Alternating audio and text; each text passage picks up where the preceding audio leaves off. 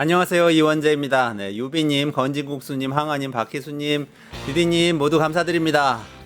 내란으로 망가진 경제를 살리는 방송 이원재 끝내주는 경제 라이브 8월 29일 금요일입니다. 시작하겠습니다.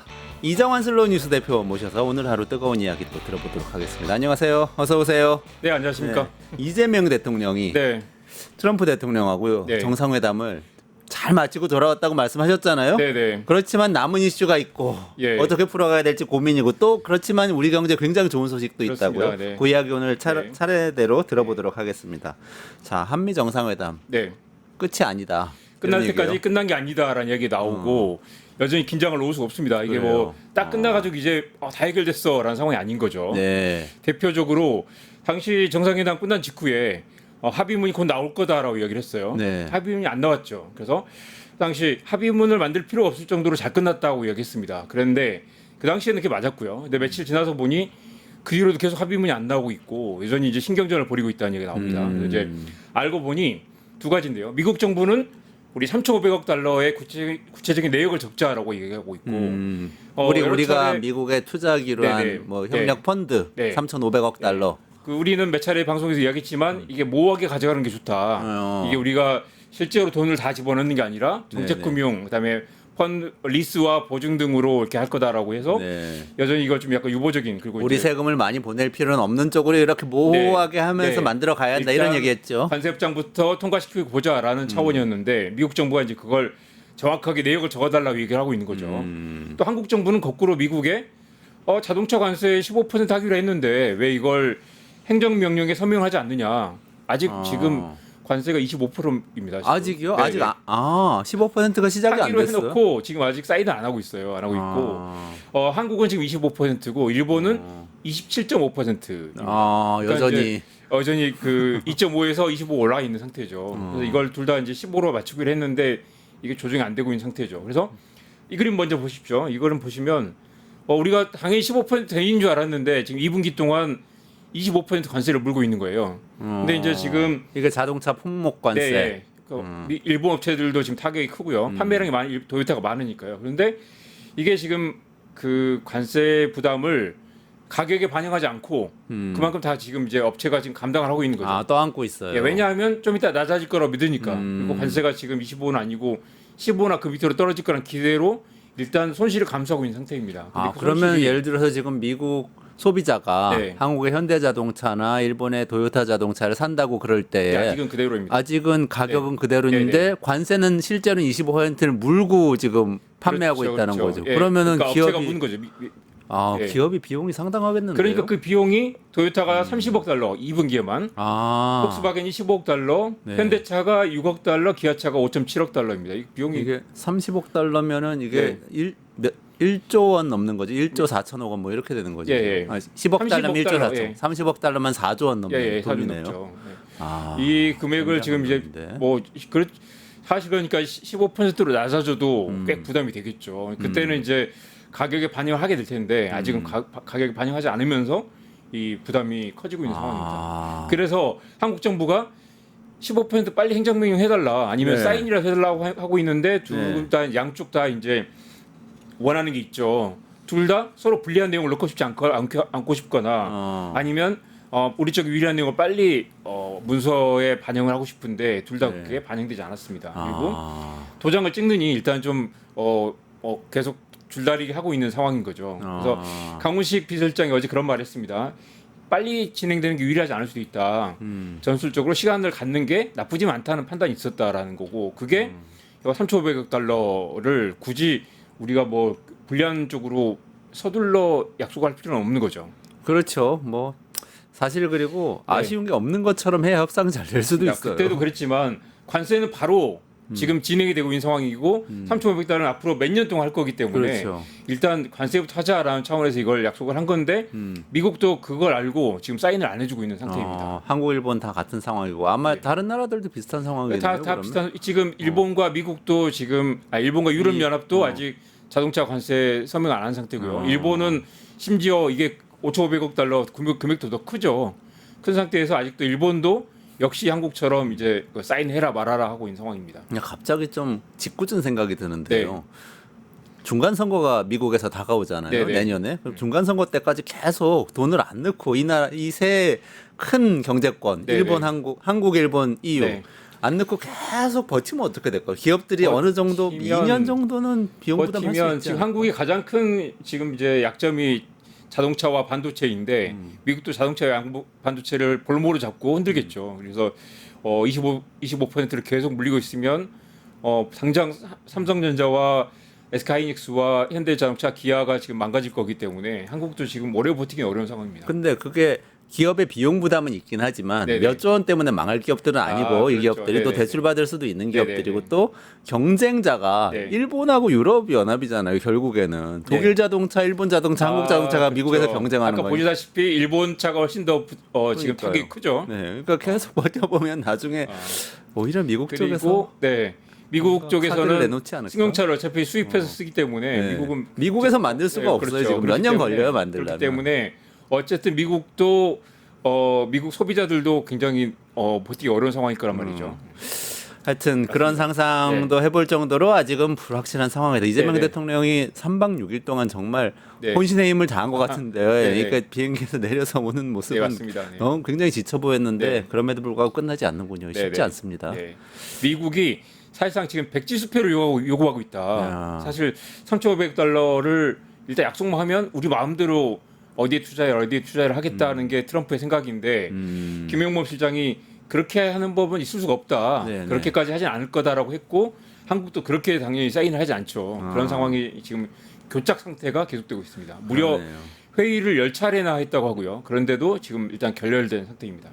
이게 이어지면 경제 성장률을 많이 갉아먹게 되나요? 만약 이대로 가면 네. 어제 하는 보고서에 보면 올해 성장률 전망을 원래 0.8에서 0.9로 살짝 올리긴 했습니다. 그런데 이제 여전히 이게 우리는 또 추경을 꽤 세게 했죠. 추경 효과도 있고 한데 관세 협상 때문에 여전히 그 경제 성장률은 올해 1%를 밑돌 거다라는 상황이고요. 그러니까 추경을 기껏 했지만 관세 전쟁이 다 깎아먹고 있는 상황입니다. 그래서 관세 전쟁 때문에 올해 0.45% 포인트, 그다음에 네. 내년에 0.6% 포인트가 떨어질 거라고 합니다. 그러니까 한국은행 집계 결과 네네 우리가 그러니까 이 추경으로 그다음에 소비 쿠폰으로 이렇게 올려놓은 걸 관세 전쟁에서 깎아먹고 있는 상태인 거죠.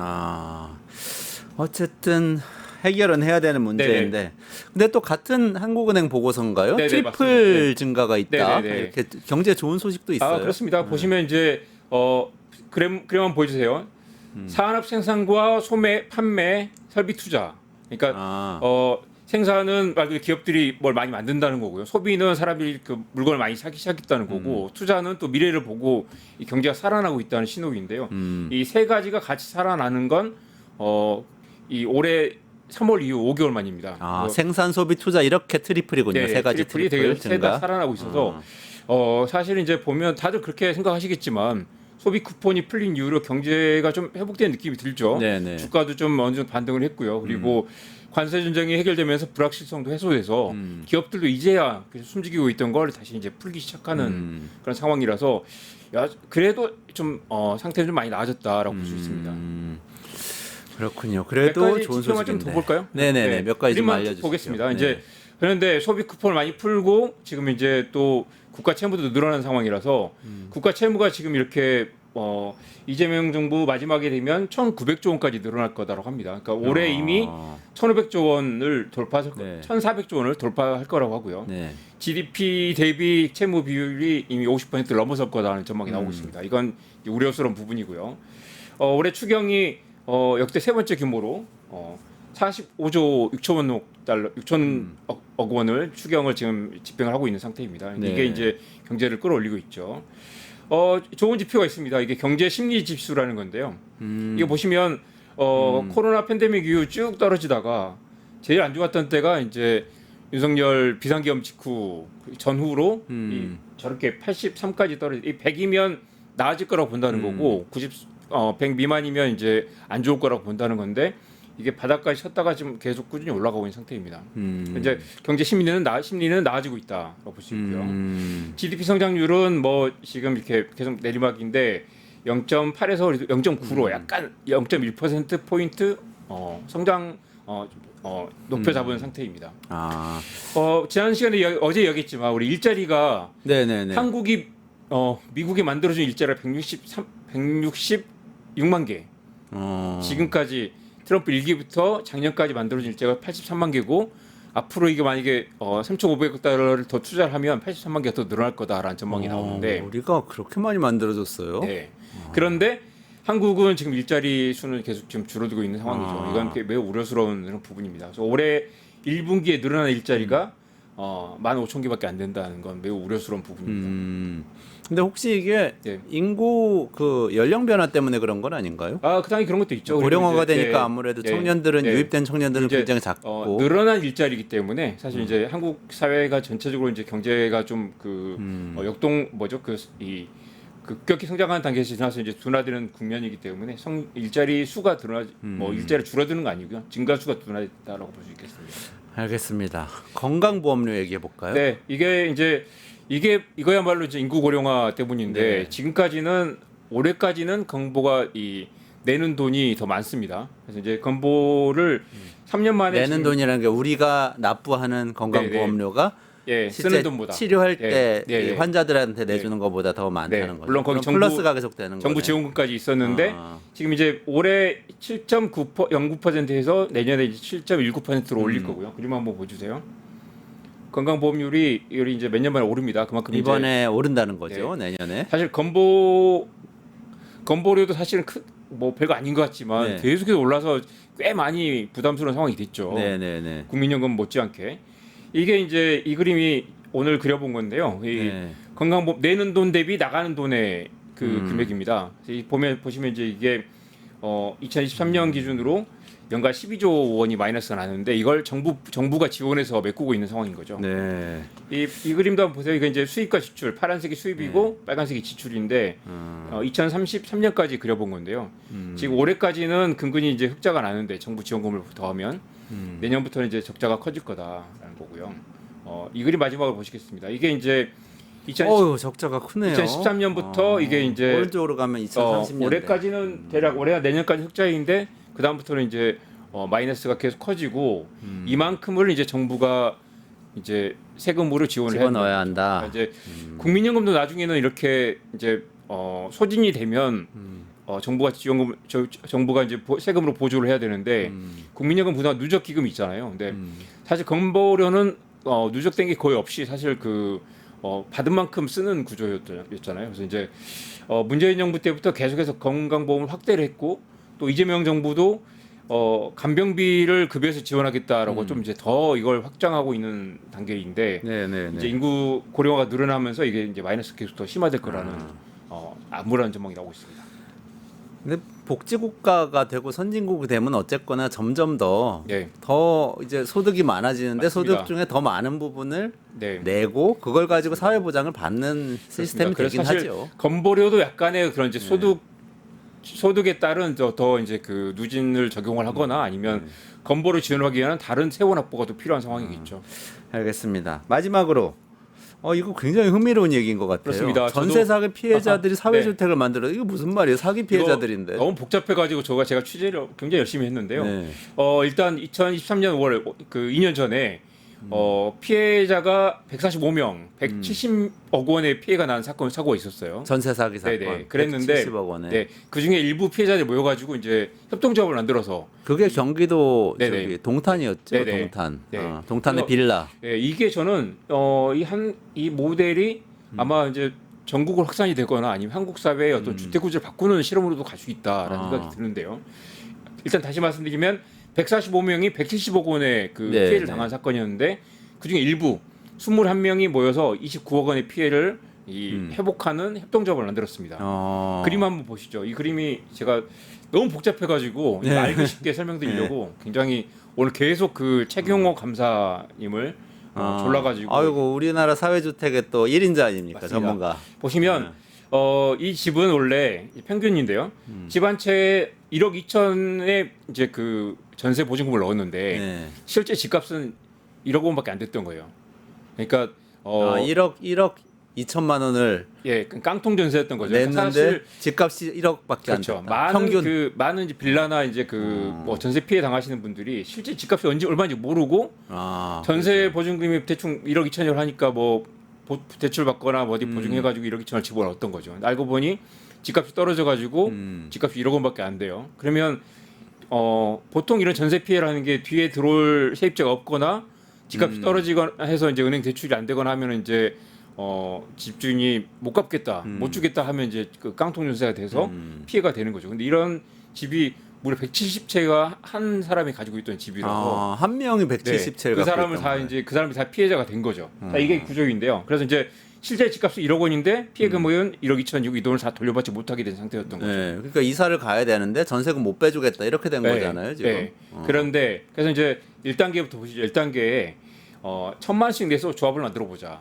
근데 이 사람들이 1,000만 원 어디 있겠어요. 그러니까 이제 일단은 1,000만 원을 낸 것으로 치고 조합을 만들어 보자 한 거예요. 1,000만 원을 내지는 않았습니다. 그리고 이 협동조합에서 조합이 만들어졌잖아요. 협동조합에서 이 피해 금액을 가지고 이제 이 집을 인수를 하려고 그래서 이제 월세 전환 기금이라는 걸 만듭니다. 그래서 이제 이 조합에서 야, 우리 이걸 인수를 할 테니까 돈을 좀 빌려줘. 그래가지고 이제 신협이나 협동조합이나 어디 뭐 금융기관 찾아가 가지고 하고 아무개 또 금융기관에서 이 선뜻 5억 원을 그냥 0%에 빌려주기로 했다고요. 그래요? 그래서 이제 이 모이자로? 돈을 18억 원을 피해 금액이 29억 원인데 18억 원을 이제 기금을 만들어 가지고 이 집을 인수하는데 29억 원이 다 필요하지 않잖아요. 18억 원을 해서 이제 이 금액을 이걸 인수를 하겠다. 그래서 이제 이 집 못 갖고 도망간 그 집주인한테 이 집을 통째로 인수를 한 거예요.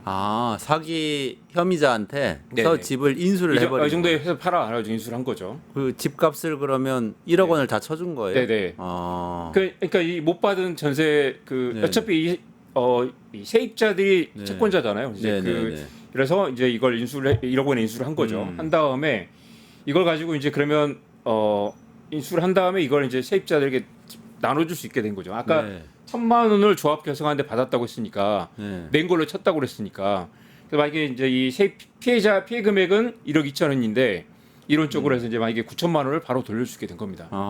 은행 금융기관에서 돈을 빌려가지고 이 기금을 만들었기 때문에 나 나가겠어라고 하면 이제 9천만 원을 바로 돌려주는 거죠. 그러면 이 집은 합동조합의 소유가 되는 것이고 이 집에 계속 머물고 싶으면 머물러도 되고 계속 전세로 머물러도 되고 나가고 싶으면 9천만 원을 바로 돌려주고 이 집은 협동조합 소유가 되는 것이죠. 그러면 2천만 원은 손해는 본 거네요. 일부 손해를 받고 집주인들, 일부 손해를 전세 받고, 그래서 이제 세입자들 손해 본 거를 또 다시 나중에 월세로 해서 이제 94%까지 손해를 회복했다고 합니다. 그거는 나중에 월세로 그 손해를 계속 벌충을 해주는 건가요? 이 그림을 보세요. 그래서 이제 월세 전환기금을 조성하고 집을 인수를 했죠. 그 다음에 4단계에서는 이걸 이제 전세로 메꾸면 이게 답이 안 나오니까 반전세로 해가지고 이 집을 다시 5천만 원짜리 전세를 하고 나머지 5천만 원은 이제 월세로 전환한 거예요. 그러면 월세 수입이 생기겠죠. 처음에 기금 만들 때 기금은 굉장히 싸게 돈을 빌렸잖아요. 월세를 약간 그보다 살짝 비싸게 주면은 이익이 나서 이 조합 자체는 이제 현금이 돌게 되는 거죠. 그리고 5천만 원이 당장 또 새로 세입자 들어오면 들어오잖아요. 그래서 이제 이 나가는 사람들이 9천만 원을 주고 나머지 5천만 원을 다시 돌려받아서 그러면 4천만 원 정도가 빠지더라도 5천만 원이 현금이 생기는 거죠. 그걸로 이제 그렇기 때문에 이 피해금이 29억 원이지만 이걸 인수하는데 29억이 필요한 거 아니고 사실은 이 구조라면 절반에 약간만 넘는 돈만 있으면 이 집을 전체를 다 인수하고 피해도 갚아줄 수 있게 되는 그런 구조인 거죠. 가만 근데 이게 제가 놓쳤는지 모르겠는데 처음에 그 조합이 돈을 빌렸잖아요 금융기관한테 싼 금리를 빌려서 그걸로 주택을 인수했잖아요. 인수하는데 현금을 쓴 거 아니에요, 빌린 돈을. 근데 그 다음에 거기서 인수한 약간 제가 그 잘못 표현을 했는데 그 집주인한테 돈을 준 게 아니라 집주인 어차피 돈을 못 주고 날랐잖아요. 날랐기 때문에 이 채권자들에게 이 세입자들에게 그 세입자를 갚아야 될 돈이 있는 거잖아요. 그렇죠. 그걸 퉁쳐가지고 이걸 이제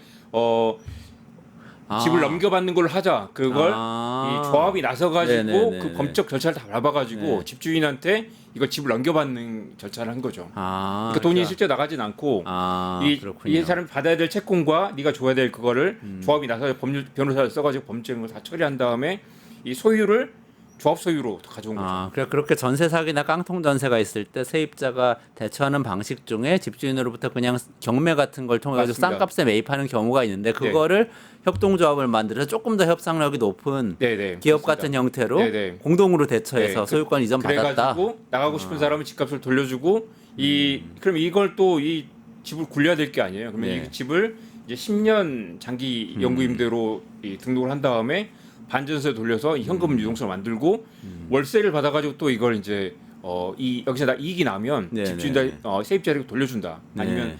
집주인이 아니라 여기서는 조합원들이 되겠죠. 네네. 과거 피해자들이 되겠죠. 그 피해자들에게 돈을 또 돌려준다. 그래서 아, 결과적으로 이 아까 집값을 좀 싸게 사긴 했지만 피해 금액의 지금 94%까지를 다 돌려줬다고 합니다. 네. 일부는 아직 이 집에 살면서 전세금의 절반을 돌려받고 그걸로 나머지 또 월세를 내면서 이제 반전세 돌려서 여기 살고 계신 분도 있고요.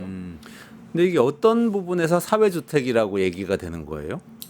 어, 지금 이걸 네네. 어쨌든 전세 사기, 전세 피해를 네네. 해결하는 어떤 네. 이렇게 특히 YH님이 잘 지적해 주셨는데 네. 특히 이렇게 대규모 피해가 발생하고 네, 상대방이 소수일 때, 네. 이렇게 집주인 소수일 네네. 때 이제 네. 대처하는 하나의 방식인 네네. 것 같은데. 이 그림에서 보시면 2단계, 3단계까지는 이제 피해 금액을 돌려주는 그 단계인 거잖아요. 근데 이제 4단계, 5단계가 되면 이 집은 이미 이제 조합의 소유이기 때문에 내가 피해자가 조합원이지만 조합원은 이제 피해를 받고 나가면 되죠. 네. 나가면 되는 거고 이 조합도 조합의 소유의 집을 가지고 이제 이거는 개인의 소유가 아닌 거잖아요. 그리고 좀 더 싼 월세로 굴릴 수 있게 되고 여기에 싸게 비용을 조달해서 금융 비용을 조달해서 집을 인수하고 싸게 월세로 내놓는. 그래서 사실 이 조합의 또 목표는 뭐냐면 한국의 전세 제도가 문제이기 때문에 전세를 질서 있게 탈출하자, 질서 있게 전환해 보자, 월세로 전환해 보자. 그래서 이 사실은 집값보다 더 비싼 전세를 결과적으로 피해자들의 돈과 이제 금융기관 돈을 빌려가지고 했지만 4단계, 5단계 가면 굉장히 반전세로 돌리고 싼 월세로 전환하고 이 소유는 공공의 소유가 되고 여기서 난 이익들은 또 공공이 나눠 갖는 그런 구조로 될 수 있다는 거죠. 그래서 이게 피해자들을 돕는 구조였지만 이 모델을 잘 하면은 일반적으로 이제 공공주택을 늘리는 방식으로 쓸 수 있는 거고 이게 나온 다음에 마침 경기도에서 관심을 가지고 네네. 처음에는 경기도를 찾아갔는데 관심이 없었다고 그래요. 이게 뭐 무슨 소리냐 잘 모르겠다 했는데 이게 발표가 되고 이제 좀 알려지니까 경기도에서 우리랑 같이 한번 해볼까라고 며칠 전에 연락이 와서 지금 논의가 진행 중이라고 하고요. 이게 이제 LH나 또 공공부문에서도 이제 이런 식으로 공공임대를 좀 늘리는 방식으로 이게 이제 지금 반전세지만 좀 낮은 가격의 전세나 아니면 낮은 가격의 이제 월세를 이런 식으로 좀 유통을 할 수 있겠죠. 그래서 이제 제가 그래서 계속 오늘 물어봤던 거는 한국이 이런 전세 구조라는 이미 돈이 많이 물려 있잖아요. 물려 있는 걸 좀 줄이면서 거기서 이제 금융의 낮은 금리의 레버리지를 이용하면 이걸 좀 세입자들에게 좀 돌려줄 수 있는 구조가 가능하겠다라는 믿음이 있는 거죠. 그러니까 전세를 월세로 사실 장기적으로는 전환해 가야 되는데 그 과정에서 이런 네. 방식도 좀 하나의 모델이 될 수 이런 있겠다. 경우는 피해자를 돕는다는 차원에서 이 좀 싸게 금리를 조달할 수 있는 네, 거잖아요. 그게 키 포인트네요. 그런데 또 보면 이제 이게 사회주택에도 마찬가지인데 이건 피해자를 돕는 구조였지만 일반 사회주택을 할 때도 이 최경호 감사가 계속 말씀하시는 게 낮은 금리의 금융이 필요하다. 만약에 작정하고 지금 실제로는 근데 정부에서 하는 어떤 주거 지원 같은 거 보면 실제 1%대 낮은 금리에 막 돈을 쓰는 데가 많다는 거예요. 근데 여기저기 쓰지 말고 그걸 모아가지고 이렇게 기금을 조성한 다음에 집을 확보해서 이걸 사회주택으로 만들고 낮게 공급을 하면 물론 그걸 집 가진 사람들이 싫어하거나 아니면 부동산 지금 시세 차익이 올라가 있거나 이미 돈을 집어넣어가지고 부동산에 물려 있는 사람들은 찬성하지 않겠죠.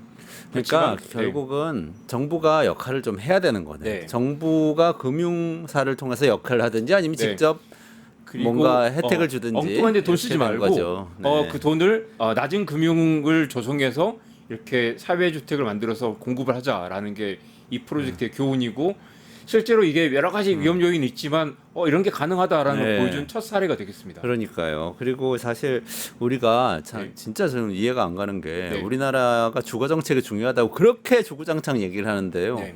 집 짓는 예산은 진짜 작아요. 정부 네. 예산에서. 네. 도로 깔고 철도 까는 예산에 비해서 너무 터무니없이 작거든요. 네. 그런 부분 좀 그 연구를 많이 해서 정부가 좀 적극적으로 나서주면 낮은 좋겠습니다. 금리의 정책 금융과 레버리지를 통해서 네. 이 전세 제도의 질서 있는 탈출 그리고 적은 비용으로 이제 전세 들어가려고 막 1억씩 몇 억씩 빚을 빌려가서 하는 게 아니라 저 네. 낮은 금리로 집을 들어가 살 수 있는 집, 내 집이 아니라도 얼마든지 들어가 살 수 있는 집을 늘려보자라는 낮은 월세로 그렇게 한번 만들어 보면 좋겠습니다. 여기까지 진행해야 될 것 같아요. 이정환 대표님 네. 감사드리고요. 조금만 기다리시면 우리 한미 정상회담 했는데 중국하고는 어떻게 되는 건지 궁금하시죠? 네, 전병서 소장님 우리 중국 문제에 대한 최고의 전문가 그리고 이제 경제 전문가이시기도 한 전 소장님 모시고 이야기 이어갈 테니까 끝까지 들어주시고요. 이정환 대표님 여기서 인사드리겠습니다. 고맙습니다. 네, 고맙습니다. 유튜브 구독하고 실시간 채팅에 참여하시면 2000 TTCO를 드립니다. 참여 방법은 통통물 어플을 다운로드 하신 다음 회원가입과 로그인을 해주세요. 마이페이지에서 나의 회원 고유번호 코드를 복사해주세요. 유튜브 라이브 실시간 채팅창에 복사한 코드를 한 번만 입력하면 준비 끝! 이제 채팅에 참여하시면 TTCO를 드립니다. 지금 참여하세요.